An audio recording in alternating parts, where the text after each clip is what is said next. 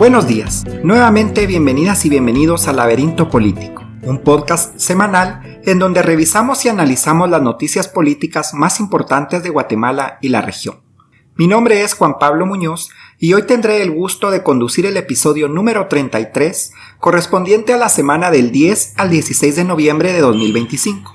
¿Me acompañan? Linda García y Gary Estrada. Sin más preámbulo, empezamos. Continúan al alza las remesas recibidas desde Estados Unidos.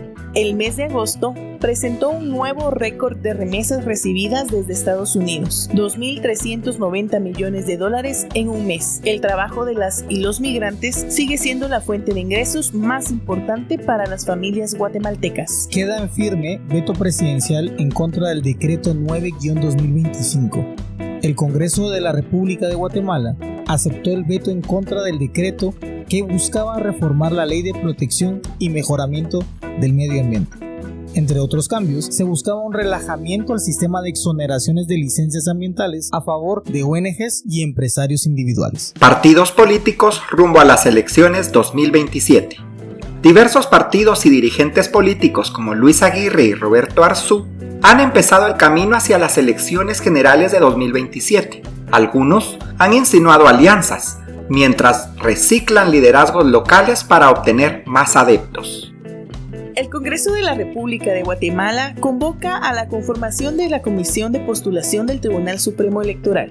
El jueves 13 de noviembre, el Congreso convocó a la conformación de la Comisión de Postulación del TSE, la cual deberá estar integrada por 2 representantes de la USAC, 2 representantes de universidades privadas y un representante del Colegio de Abogados y Notarios.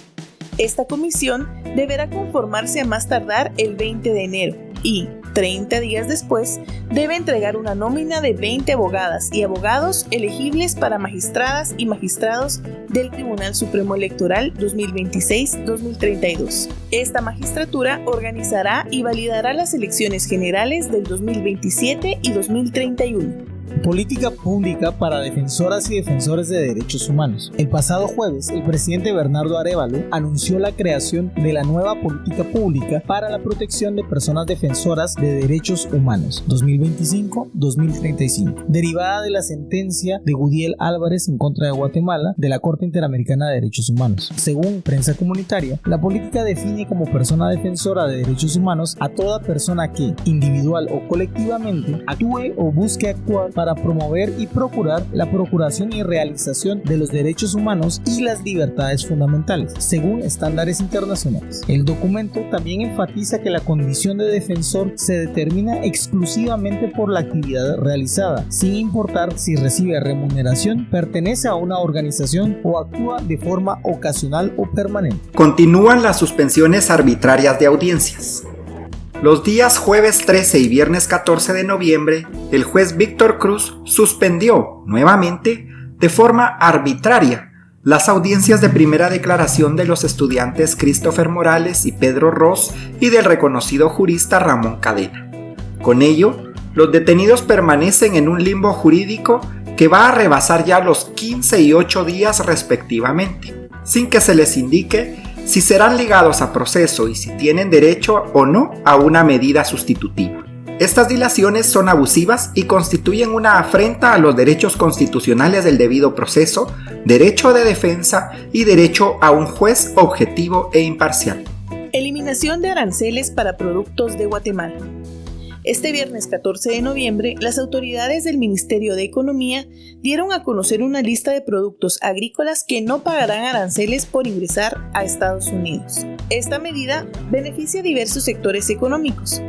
Además de Guatemala, el beneficio alcanzará a países como El Salvador, Ecuador y Argentina. Misiones internacionales concluyen visitas a Guatemala. El pasado viernes, la misión especial de seguimiento de la OEA y el panel de personas expertas independientes concluyeron su primera visita a Guatemala. El objetivo de ambas es darle seguimiento a las elecciones de segundo grado que se realizarán durante el 2026, en las cuales Guatemala se juega aspectos clave como las elecciones de 2027, la independencia independencia judicial, la lucha contra la corrupción y la vigencia de los derechos humanos. Entre otros, la Organización de Estados Americanos hizo un llamado a la Universidad de San Carlos a renovar al ilegítimo Consejo Superior Universitario, lo cual está entrampado por burdas maniobras legales que realiza el usurpador Walter Mazariegos. Pueblos indígenas podrán invertir en territorios ancestrales. A través de una reforma a la ley del presupuesto, los pueblos indígenas podrán buscar inversiones en temas infraestructurales para salud y educación en sus territorios, sin necesidad de ceder su propiedad comunal.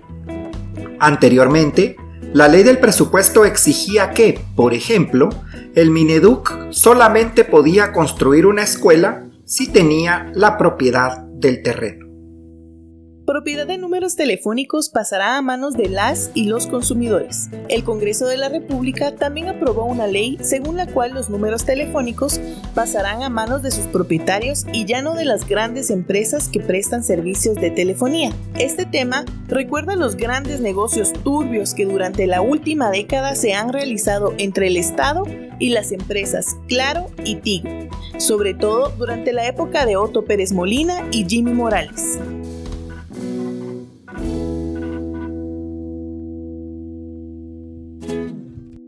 Hemos llegado a la segunda parte de este episodio y se trata de analizar dos noticias que nos parecen relevantes. La primera de ellas es la convocatoria por parte del Congreso a comisión de postulación para Tribunal Supremo Electoral.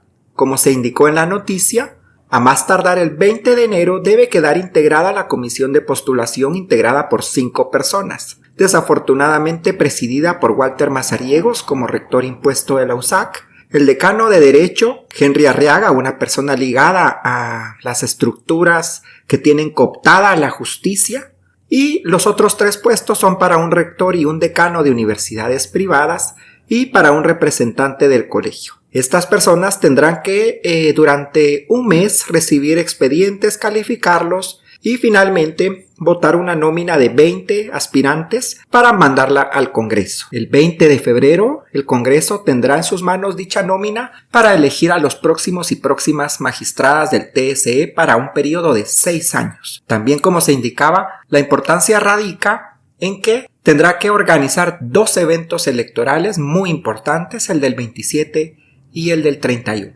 Quisiera conocer, Linda y Gary, cuáles son un poco las expectativas que tenemos con relación a la situación del Tribunal Supremo Electoral actual, con relación a las expectativas o riesgos que vemos respecto de la elección del próximo Tribunal Supremo Electoral y también cuáles creemos que son los grandes retos para las próximas autoridades que sean electas. Bueno, ahora es cuando inicia lo que hemos estado hablando en los últimos episodios de estas elecciones de segundo grado.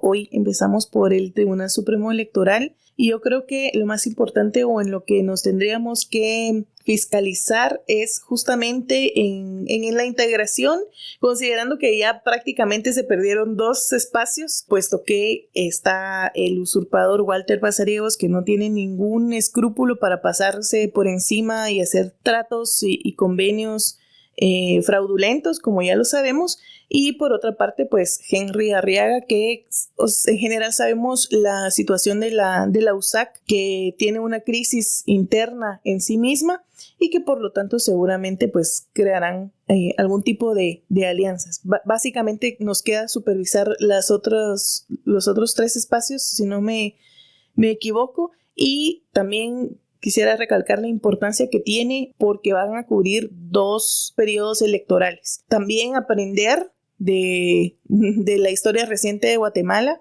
y cómo al Tribunal Supremo Electoral pues le ha tocado tomar decisiones clave, algunas acertadas, algunas no tanto, pero básicamente en el momento crítico de las elecciones al menos lograron pues resguardar esto que a duras penas es una democracia. Considero que estas primeras elecciones de segundo grado que se están realizando son probablemente las elecciones que van a garantizar la transición democrática de Bernardo Arévalo hacia la próxima elección, ¿verdad? Creo que es muy importante recordar el rol y la función que tiene el Tribunal Supremo Electoral, que es garantizar no solo las elecciones, sino garantizar la inscripción y el control de legalidad de los partidos políticos. En ese sentido, creo que lo que se está jugando es el rol democrático y la expectativa que se tiene en la conformación de las comisiones de postulación, va a ser muy fuerte y debería ser muy fuerte el proceso de fiscalización. Recordemos que esto lo está convocando el Congreso de la República en el mandato que por ley se les establece, pero el juego central va a ser alrededor de esta estructura corporativa que se ha creado de comisiones de postulación, que no es la primera ni la única que vamos a ver durante el año 2026. Recordamos que se van a jugar una serie de comisiones de postulación y hay que generar nuevos modelos de fiscalización. Recordemos que la gran negociación que tienen los partidos políticos, los intereses sectarios de abogadas y abogados, pero además también del crimen organizado, es poder hacer lobby e incidencia dentro de las comisiones de postulación, cooptando a cada uno de los representantes si llegan a poder tener acceso. Tenemos que estar muy vigilantes de este proceso, pero sobre todo de la conformación de lo que ya se ha dicho y se ha criticado abiertamente. No solo es a través de una tabla de gradación para que no tiene un sentido o un objetivo claro, ¿verdad? Pueden tener 1000 doctorados, Patito, que no significa nada para el proceso de elección, versus una persona que tal vez no tenga el grado de reconocimiento de 1000 doctorados, pero sí el conocimiento concreto del funcionamiento electoral del país. Y estas reflexiones más críticas sobre el fondo deberían superar la lógica de la tabla, que es la forma del poder en negociar precisamente la corrupción que se tiene alrededor dentro de las comisiones. Sí, creo que lo han dicho básicamente todo. Nos preocupa pues que Walter Mazariegos, una persona que es incompetente moralmente, vaya a ser la persona que dirija este proceso, va a querer esconderse y escudarse con seguridad y todo, va a querer hacer este trabajo a lo escondido, en pasillos como suele hacerlo. Él no es una persona que da la cara. También que se elija personas, como ustedes ya dijeron, que permitan a todas las expresiones políticas participar y no se vayan a prestar con los partidos políticos del pacto de corruptos a decir quiénes sí y quiénes no pueden, y sobre todo que sean capaces de organizar un evento efectivo, que protejan a las juntas electorales y sobre todo que no le tengan miedo al Ministerio Público, que va a estar queriendo decir e incidir en este proceso, como lo ha hecho en anteriores oportunidades, criminalizando a todos los participantes. Bien, el otro tema de los muchos importantes de esta semana es la política pública de defensoras y defensores de derechos humanos. Ya leíamos un poquito, retomando algunas palabras de prensa comunitaria, sobre la definición del propio documento en cuanto a quienes se les considera personas defensoras de derechos humanos, que pueden ser individuales o colectivas, por el solo hecho o la sola acción de defender algún derecho conforme a estándares internacionales y que puede ser permanente o no. Esta política va a tener una vigencia de 10 años. El presidente Arévalo, recordemos que planteó justamente los derechos humanos como uno de los ejes centrales de su gobierno. Sin embargo, las estadísticas que han sido a veces citadas en este podcast dicen algunas cosas preocupantes, como por ejemplo que han habido o se han mantenido las agresiones en contra de periodistas y defensoras y defensores del territorio. Sabemos también que han seguido saliendo al exilio otras categorías de defensores de derechos humanos y no hay muchos avances respecto a las personas para que puedan retornar, ni tampoco en contra de los criminalizados que siguen siendo perseguidos por el Ministerio Público. En este contexto, ¿qué impresiones recogen ustedes de esta política que lleva tantos meses en discusión y que finalmente vio a luz? Bueno, primero podríamos decir muchas cosas de qué significan las políticas públicas y qué han significado en Guatemala y qué valor real han tenido. No es este el momento, así que me voy a dirigir expresamente hacia esta política pública que, como dijo el nuevo ministro de Gobernación, tiene 3 pilares. El primero es crear mecanismos de prevención de riesgos y amenazas. El segundo, implementar un sistema integral de protección, y aquí voy a hacer una pausa porque están hablando de protección de defensores de los derechos humanos y en un contexto ya aterrizado es, por ejemplo, la Policía Nacional Civil, uno de los actores que deberían de ser muy entre comillas los protectores, pero hemos visto a una policía defender empresas extractivistas frente a defensores de derechos del territorio, a la tierra. Hemos visto también cómo son los principales agresores para periodistas, para quienes participan en movilizaciones, etc. Es decir, La primera pregunta y el primer cuestionamiento es cómo este ente va a convertirse de opresor a protección, lo cual pareciera ligeramente fantástico. Y el tercer pilar de esta política es fortalecer la coordinación entre instituciones del Estado para asegurar el acceso a la justicia. Y aquí vamos a hablar, por supuesto, del MP como principal criminalizador y cómo va a ser esa articulación en el contexto actual en que el Ejecutivo y la justicia pues están en completamente diferentes direcciones y bandos, lo que me lleva un poco al primer comentario que hice, y es cómo se implementa o cómo se piensa implementar realmente esta política pública. Yo creo que es importante recordar que las políticas de protección de personas defensoras de derechos humanos surgieron precisamente con la sentencia Restrepo contra el Estado de Colombia de la Corte Interamericana de Derechos Humanos, en la cual se plantea ya mecanismos de protección concretos.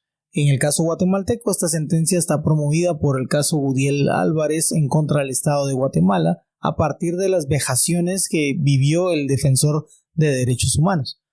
Creo que es importante recordar que estos son 14 años después de la emisión de la sentencia, ¿verdad? Esto es un retraso estructural que anteriores gobiernos han tenido. Hubo una serie de avances durante el gobierno de Jimmy Morales a nivel de consulta colectiva con organizaciones de derechos humanos, pero totalmente truncadas en el diálogo frente a las autoridades del Ministerio de Gobernación. Linda ponía en el centro algo totalmente válido. ¿Cómo va a ser este proceso de transformación del ente que abusa a ser el ente protector? Y pongamos ejemplos locales y regionales importantes. En el caso de México, en el caso de Honduras, son mecanismos de protección que no han sido del todo eficientes y efectivos porque dependen de voluntad política de protección. Ahora hay sin duda alguna en papel una intención muy importante del gobierno en proteger. Sin embargo, mientras las policías y los procesos estructurales de fondo de las instituciones no cambien, lo que estamos teniendo van a ser pura letra muerta. Por algo podríamos decir que el texto incorpora sí lenguajes que hace pocos años no eran impensables, ¿verdad? Se habla de enfoque de género, pueblos indígenas, intersectorialidad,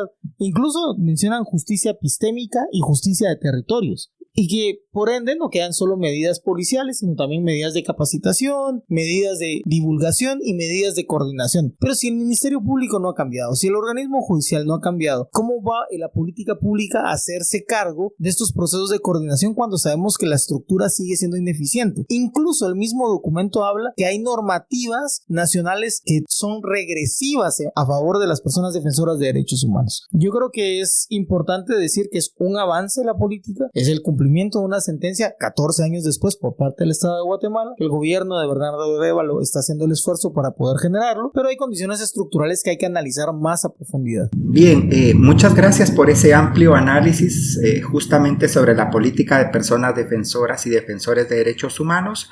Sabemos que tiene que ir de la mano, además, como ya se mencionó, de otra política más amplia, que es la política de derechos humanos del Estado, que implica esto y otros muchos componentes.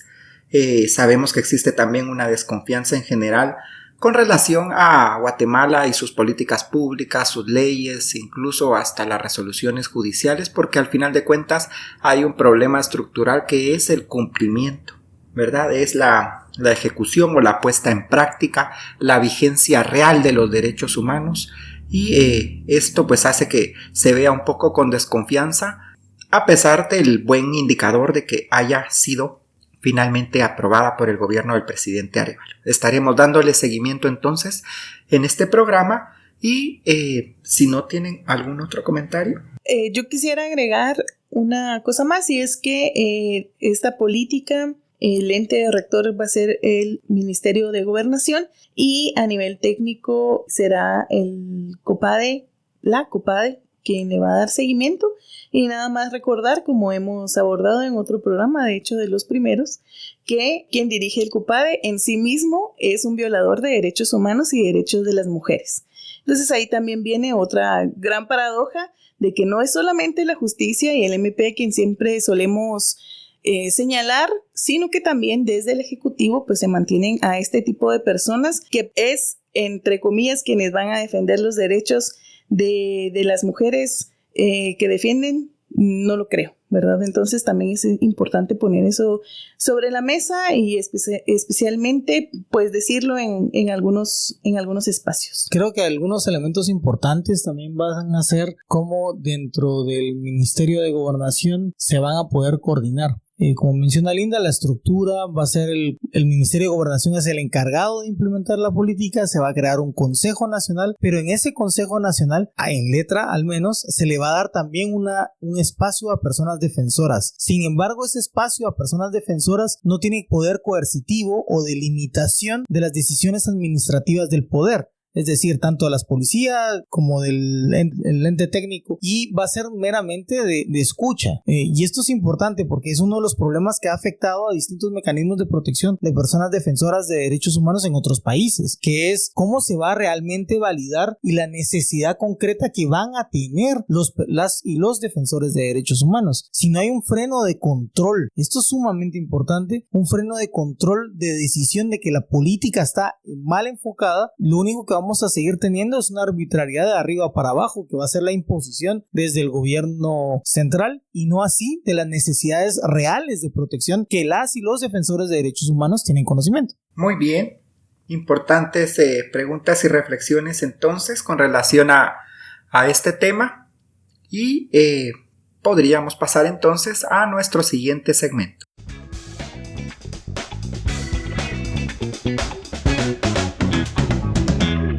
Vamos terminando esta edición número 33 del Laberinto Político, pero antes quisiera preguntarles, Linda y Gary, si tienen algún evento político, académico o cultural que quieran recordar o proponer a todas las personas que nos escuchan.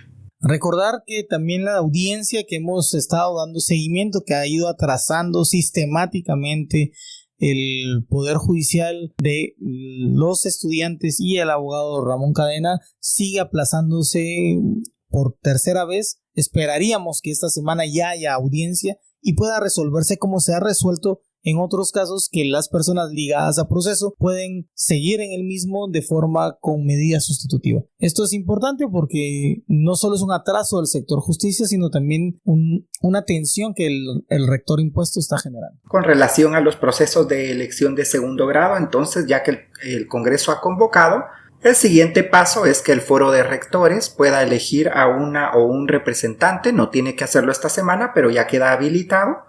Lo mismo los decanos de las facultades de Derecho, que no vayan a elegir a una de las personas más comprometidas con los operadores de corte que tienen cooptada la justicia. Y finalmente el Colegio de Abogados en breve también tendrá que llamar o convocar a elección para sus representantes, y esperamos que las fuerzas progresistas y democráticas puedan salir unidas, presentar a un buen perfil o candidato para que podamos garantizar las personas que creemos en la pluralidad democrática, que esa comisión esté mejor equilibrada ya con los dos asientos nefastos que tenemos por parte de la USAC. Yo solo tengo una noticia cultural. En este noviembre, en la Sociedad Fílmica de Chimuleu tiene un ciclo de cine llamado Cimarronaje, cine del continente africano y su diáspora. Ya estamos en lo último.